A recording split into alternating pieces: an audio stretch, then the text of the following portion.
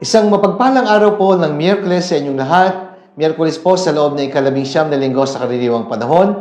At dahil ngayon po ay August 16, pinagdiriwang po ng simbahan ang kapistahan ni San Roque. Si San Roque po ang pangalawang patron ng National Shrine of San Antonio de Padua. At siya rin po ang patron sa Diocese ng Caloocan, doon po sa Katedral ng Caloocan with Bishop Ambo David as the bishop, who happens to be also the CBCP President, o Presidente ng Catholic Bishops' Conference of the Philippines.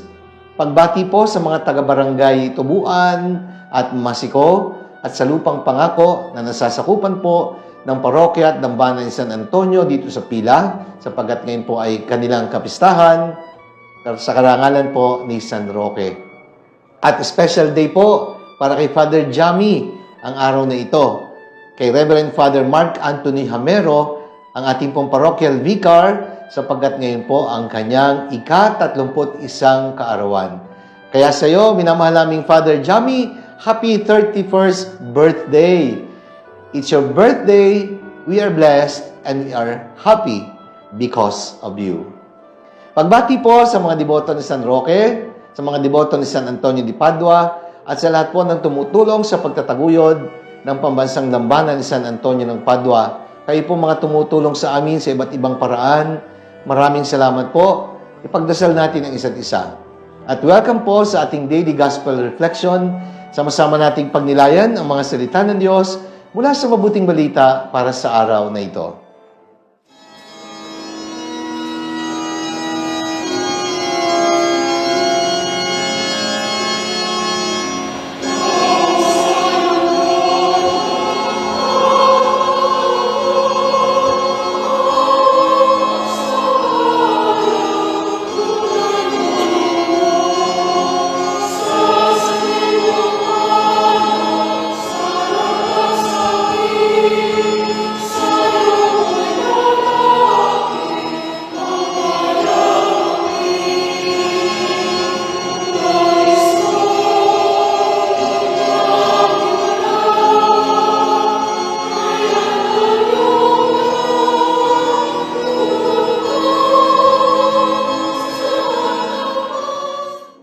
Mga minamahal naming kapatid, ngayon po ang kapistahan ni San Roque at birthday din po ni Father Jami, Miyerkules sa loob ng ika-19 na linggo sa karaniwang panahon. Pagdinilayan po natin ang mabuting balita ayon kay San Mateo mula po sa ika-18 kabanata, mga talata 15 hanggang 20. Ang pamagat po ng pagninilay na aking ibabahagi ay nagsasabing Christian way of correcting others. Makakristyanong paraan ng pagtutuwid sa ating kapatid na nagkakasala. Alam naman natin sa ating karanasan that correcting a person in sin is not an easy task to make. Why? Because we always run the risk of being rejected in our attempt to correct an erring brother or sister. That person can be our biological sister or brother. That person can be among our friends, co-worker, or anyone you know who is in sin. At hindi po madali. Lalo tigit kung alam mo na hindi ka naman karapat-dapat dahil baka mas mabigat pa yung kasalanang nagagawa mo kung kukumpara sa taong nais mong ituwid sa kanyang pagkakamali. O di po ba? Correcting others does not mean that we are faultless. It doesn't mean that we are sinless and that we are better than the person that we would like to correct. Doing fraternal correction does not change the undeniable truth that before God, lahat po tayo ay makasalanan. We do it only in the spirit of charity towards our fellow sinner. The question is, paano nga ba natin gagawin ang pagtutuwid sa ating kapatid na nagkakamali sa makakristyanong paraan? Sa ating ebanghelyo, tinuturuan tayo ni Jesus ng tama at ng makakristyanong paraan ng pagtutuwid sa taong nagkakasala. Nais ko pong ibahagi sa pagninilay na ito ang mga sumusunod na sa tingin ko ay makakatulong sa atin para maging makakristyano ang ating pagtutuwid sa ating kapatid na nagkakamali. Una, correcting someone does not make you better than the person you want to correct.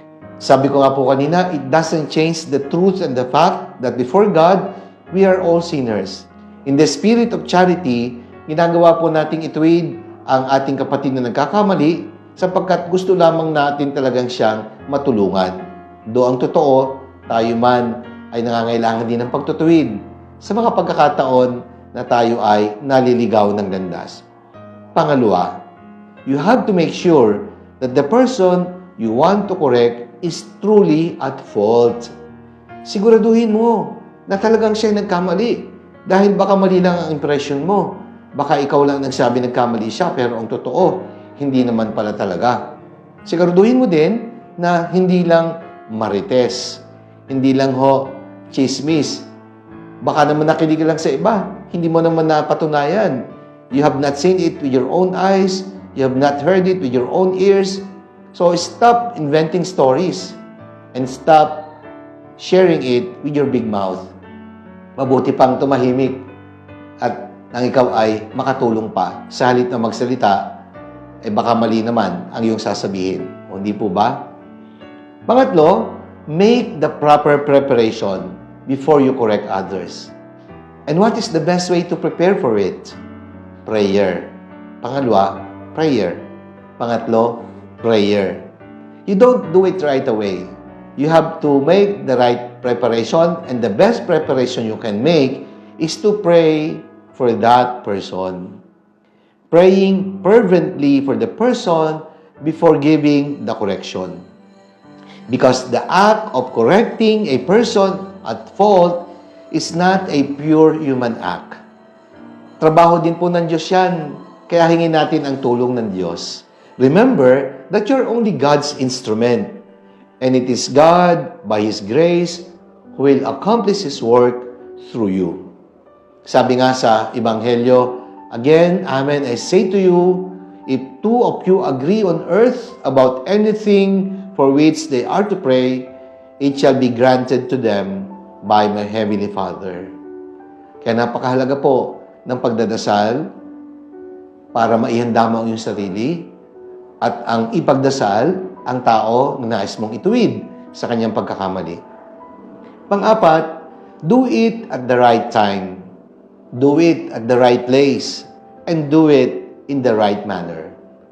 Time is a very important element in correcting a person because timing is very crucial in the act of correcting others. Be sure that the person is well disposed. Yung iba kasi wala sa timing. Padalos-dalos. Tingnan mo muna, baka naman hindi siya ready. O baka may pinagdadaanan pa. Baka mabigat ang kalooban. Sa halip na makatulong yung gagawin mo, naku, baka makasama pa. That can mean that you are sure that that person is at peace and that that person is not tired or frustrated. If the person is not ready, do it another time. Huwag magmadali. Huwag padalos-dalos. Pangalawa, right place. Never do it in public, for that would be very embarrassing. Embarrassing a person in public will not help the person change. Baka lalo lang magalit at lalong sumama ang ugali. It can even make the person worse. So, do it at the right place. And in the right manner. And the best way to correct a person is to do it with charity. Always do it with charity. Always do it with love. Sabi nga ni Saint Francis de Sales, you can catch more flies with a teaspoon of honey than with a barrel of vinegar. Kaya be sweet, be caring, be loving. That works. At ang panghuli, show kindness before, during, and after correcting the person. Baka naman mabait ka lang habang ikinukorek mo siya. Pero kapag naitama mo na, ichinismis mo naman kung kani-kanino, sinisiraan mo. Tapos, sumama ang pakikitungo mo sa kanya. Hindi ho makakatulong yon sa kanyang pagbabago. Dapat ang pagiging matuwid, ang pagiging mabait, ay pinapakita natin before, during, and after correcting that person. Dapat consistent ho tayo. Sapagkat kapag sa simula ka lang, mabait sa taong yung itinutuwid, sigurado, pagdating ng araw, baka lumala pa sa dati niyang kalagayan. Kaya mga kapatid, gawin po natin mga Kristyano ang paraan ng ating pagtutuwid, pagtatama sa kapatid nating nagkakasala. Manalangin tayo. Ama naming makapangyarihan, Diyos na bukal ng buhay at ng kabanalan, bigyan po kami ng lakas ng loob na sa kababaan ng loob ay may gawa namin ang aming tungkulin na itama at ituwid ang kapwa namin nagkakamali. Hindi man kami perpekto, subalit dahil sa pagmamahal, dahil sa aming pagiging Kristiyano, pero kami pananagutan at tungkuling ituwid ang kapwa namin katulad namin ay nagkakasala din. Amen. Maraming salamat po mga minamahal kong kapatid. Sana po nagustuhan nyo at nakatulong ang ating pagninilay sa araw na ito. Sakaling nagustuhan po ninyo at nakatulong, i-like po ninyo at i-share. Ibahagi po natin ang mensahe ng salita ng Diyos sa ating mga mahal sa buhay, mga kakilala at mga kaibigan. Let us fill the world with the message and power of God's words. Sa darating pong September 23, magkakaroon po ako ng post-birthday benefit concert.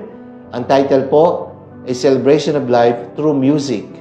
Ito po ay sa pakikipagtulungan ng parokya at dambana ni San Antonio ng Padua at ng Commission on Family and Life of the Diocese of San Pablo.